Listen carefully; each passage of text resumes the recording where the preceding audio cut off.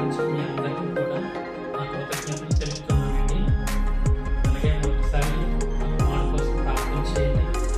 అందరూ కూడా మనం కోరుకోవాలని అందరూ కూడా ప్రార్థించాలని ఒకసారి ఎందరికో మనం తెలియజేస్తాం. 27వ కీర్తన మొదటి నుంచి 4 వచనాలు. యెహోవా నాకు దేవుడు రక్షకుడైన నేనెవరికి భయపడను. మహాపరిశుద్ధుడా, మహోన్నతుడా, సర్వాధికారి యేసు, మీ ఘనమైన శ్రేష్ఠమైన ప్రశస్తమైన నామాన్ని బట్టి చూస్తున్నాను. వాస్తవికుడు ఆలోచనగా తండ్రి, సమాధాన నడిపిన దేవ, ఇమానుయేలు పేరు పెట్టబడి సదాకాలం మాకు తోడుగా ఉండి నడిపించిన వాడ, ఈ దినమందు మీకు ఆస్తులుగా తరపుగా నిలబడి జస్టిన్ తరపుగా రాబర్ట్ విషయంలో ప్రార్థన చేస్తున్నాం. బలహీన తరపుగా ఏటీఎంలు నేను బ్లడ్ క్యాన్సర్ ద్వారా తరపుగా పాల్పడుతూ ఉన్నాడు.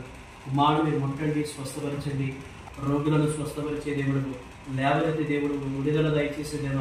కుమారుడు మీరు ముట్టి తగిన స్వస్థతను కుమారుడికి త్వరగా తరపుగా మీరు దయచేయబడుతూ నేను సర్వము తరపు వారి కొరకు ప్రార్థన చేస్తూ ఉంటుండగా నేను వారి యొక్క దీవులు కూడా తరపు మెండుగా వారి పనులుగా అక్కడ ప్రార్థన చేస్తూ యేసు పరిశుద్ధమైన నామాన్ని బట్టి అడిగి ప్రార్థించి పొందినాము తండ్రి. ఆమేన్.